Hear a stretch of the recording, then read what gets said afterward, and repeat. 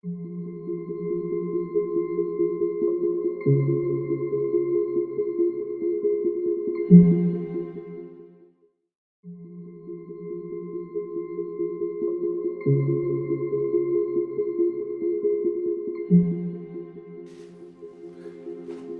night, the United States brought the world's #1 terrorist leader to justice. Abu Bakr Al-Baghdadi is dead.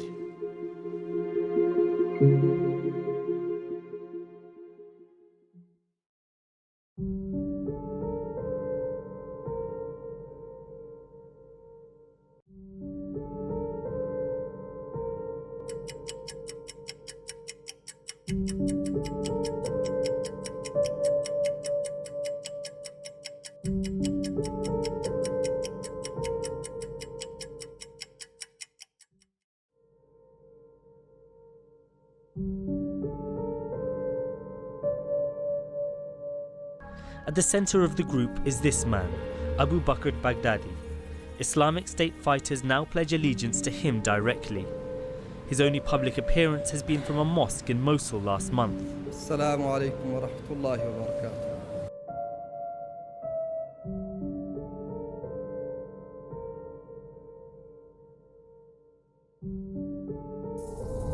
The self-styled caliphate spreading across Syria and Iraq is redrawing the boundaries in the Middle East and creating huge unease both there and in the West. Islamic State, as ISIS now brand themselves, control significant parts of Iraq and Syria, including cities.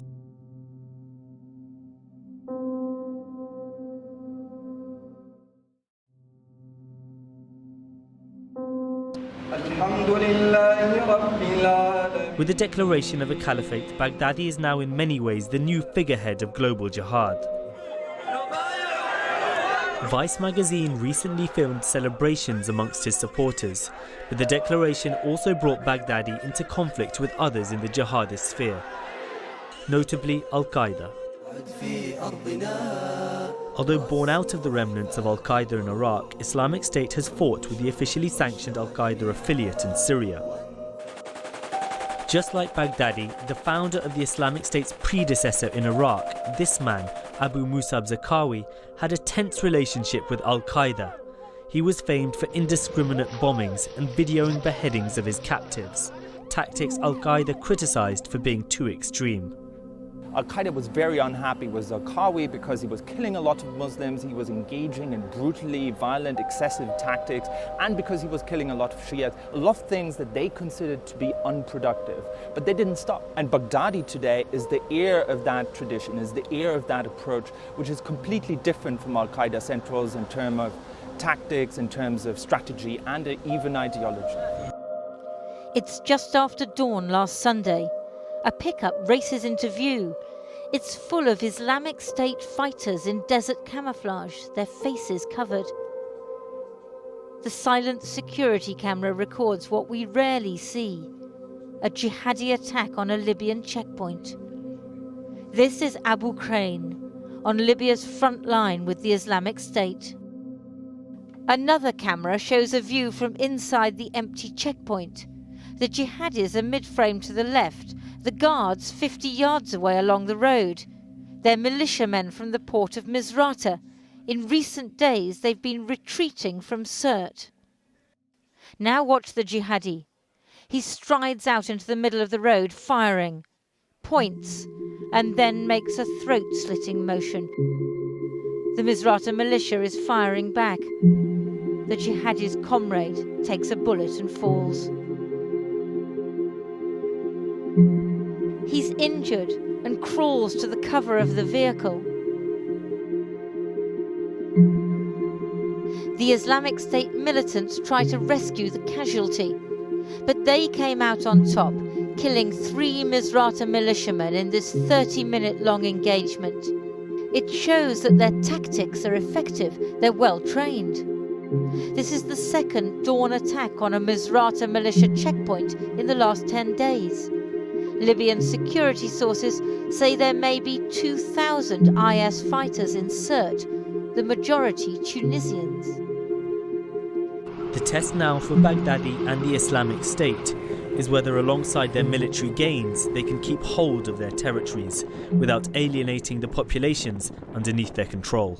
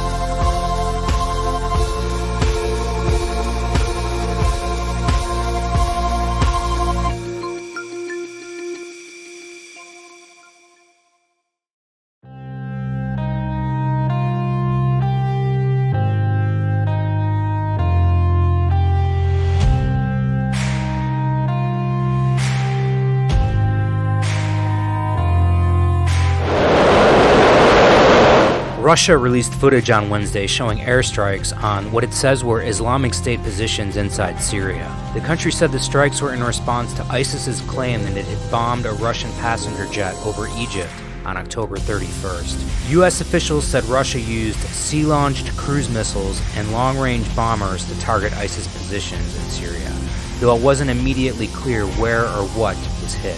France also launched a third round of airstrikes over Syria Tuesday night in retaliation for the recent Paris terror attacks that killed at least 129 people. It released footage on Wednesday showing strikes mostly in and around ISIS's home base in Raqqa, Syria. Strikes by France and other nations are said to have killed 33 ISIS militants. The U.S. also participated in flying missions. The Pentagon on Wednesday released footage of airstrikes on ISIS fuel trucks.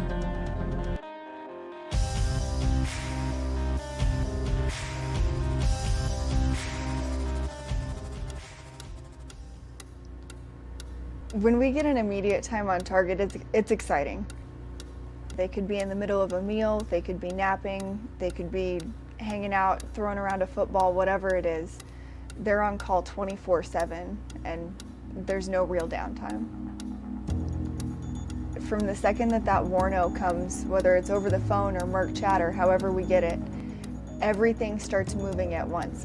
My launcher guys are literally running out to their trucks. It's a game of how fast can you get out there and get laid on target to support those troops downrange that need it.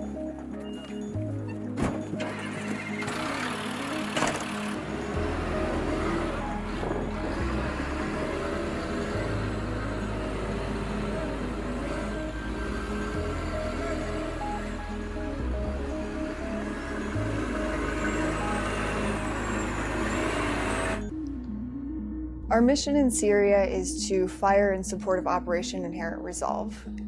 We support the troops on the ground in Raqqa with indirect fires. We take out whatever's in their way, whether it's a defensive fighting position, a staging area, anything that they need, we can shoot. But when most people think of artillery, they think of cannon artillery, shooting a big heavy round downrange. What we do is we shoot rockets. We load 6 rockets on the back of a truck and we shoot them downrange.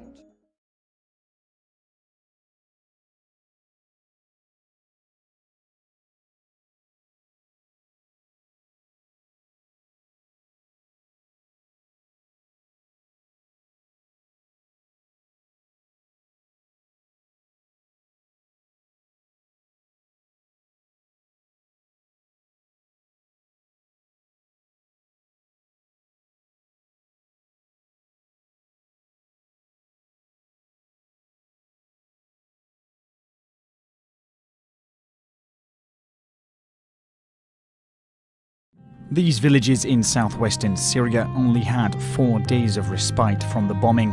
In the distance, Saida is once again the object of airstrikes from Syria's main ally, Russia. So is the town of Tafas. The bombing had come to a temporary halt on Saturday. That was to allow for negotiations between Russia and rebel groups over the return of state sovereignty to the region. But on Wednesday, those talks collapsed.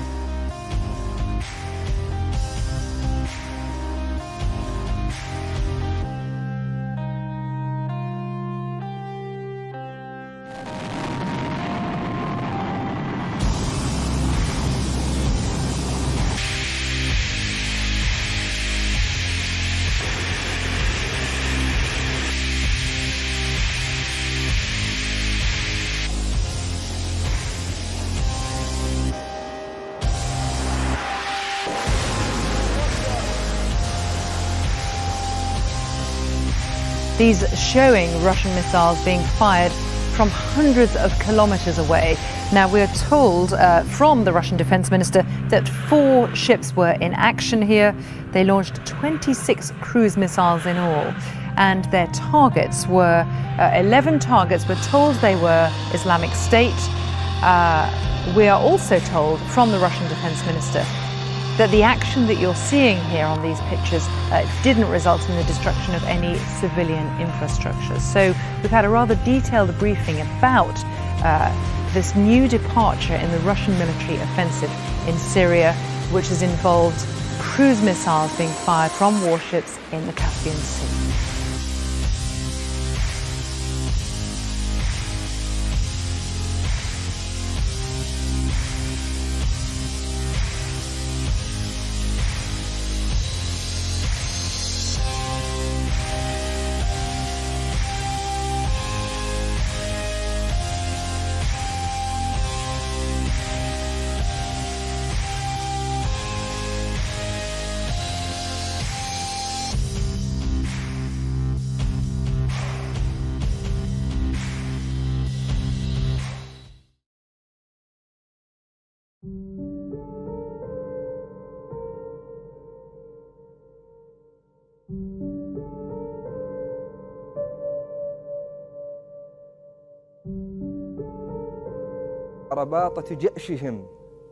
He looks older, but contrary to reports, not sick.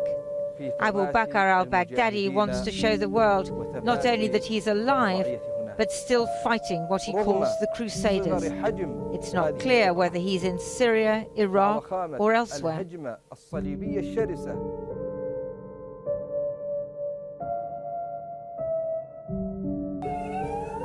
But Sri Lanka and other attacks reveal what he later threatened, that the battle would not be confined to any geographical area.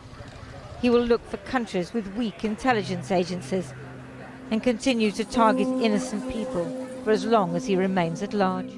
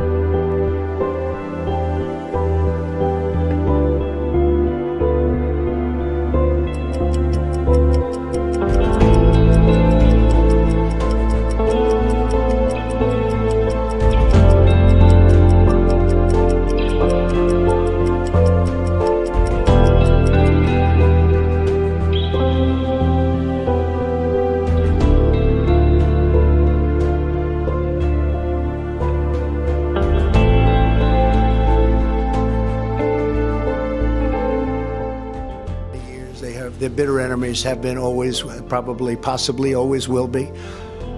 So we are out of there. We've been out of there for a while. No soldiers whatsoever. We are taking some of the most dangerous ISIS fighters out. We've taken them out and we're putting them in different locations where it's secure. In addition, the Kurds are watching, and if the Kurds don't watch, then Turkey's going to watch, because they don't want those people out any more than we do. But we have taken a certain number of ISIS fighters that are particularly bad, and we've wanted to make sure that nothing happened with them with respect to getting out. And I think we're doing a great job. I think the people of this country, I campaigned on ending the endless wars. We're all over the world fighting wars. Half the places, nobody even knows what they're doing over there.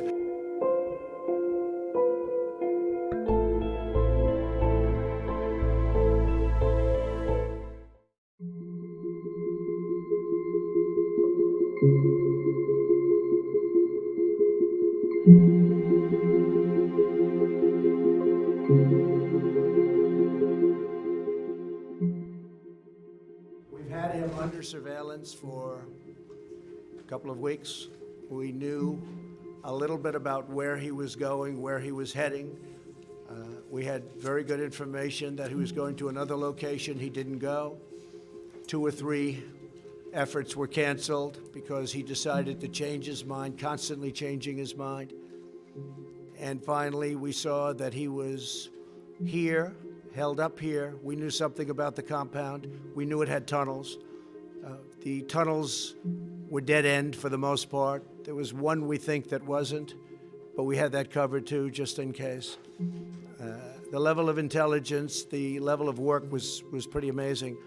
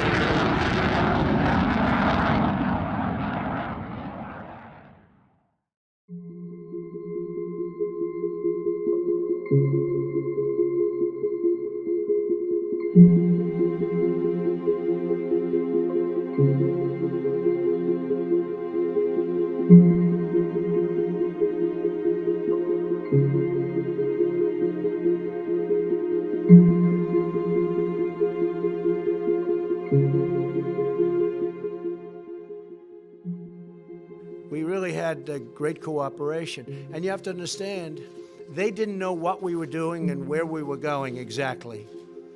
But the ISIS fighters are hated as much by Russia and some of these other countries as they are by us. They gave us not a military role at all, but they gave us some information that turned out to be helpful. Turkey, we dealt with them. They know we were going in. We flew over some territory. They were terrific, no problem. They were not problem. You know, they could start shooting, and then we will take them out, but a lot of bad things can happen. Plus, it was a very secret mission. We flew very, very low and very, very fast.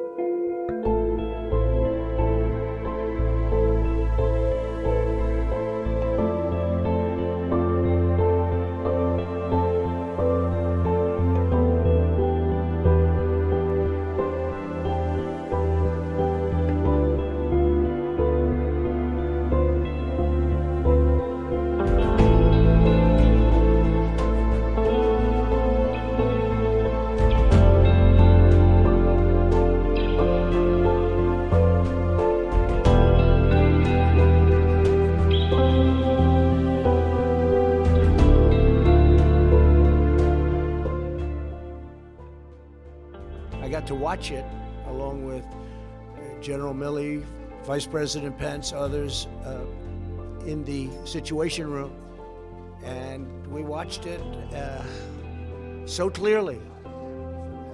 How did you watch it? Well, I don't want to say how, but we had absolutely perfect, as though you were watching a movie. It was that and the technology there alone is really great.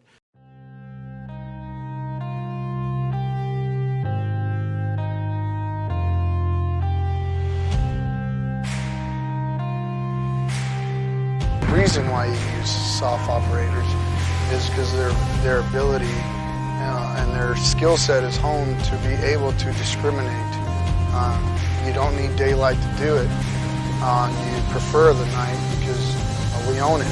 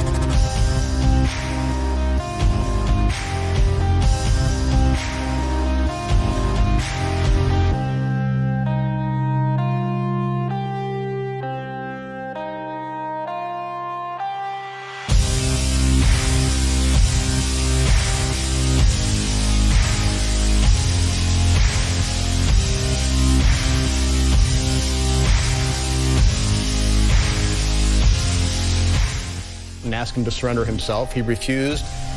He went down into a subterranean area, and in the process of trying to get him out, he detonated a suicide vest, we believe, and killed himself.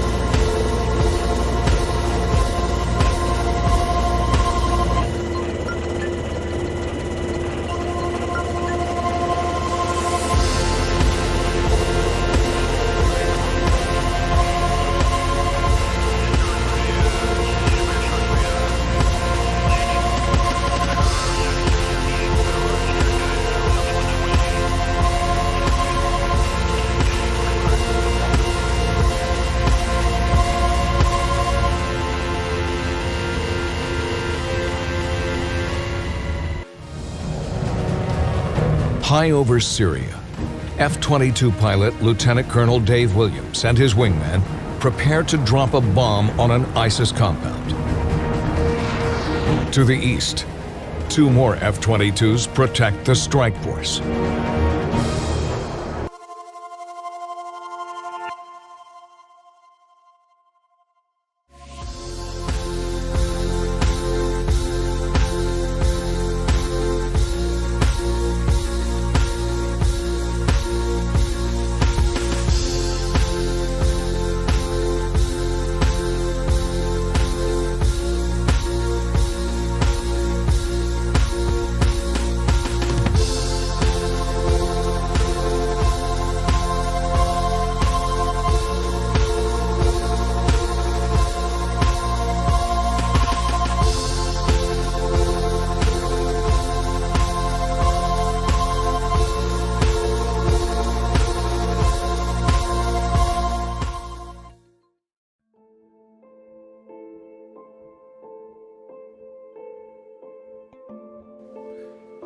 Last night, the United States brought the world's #1 terrorist leader to justice.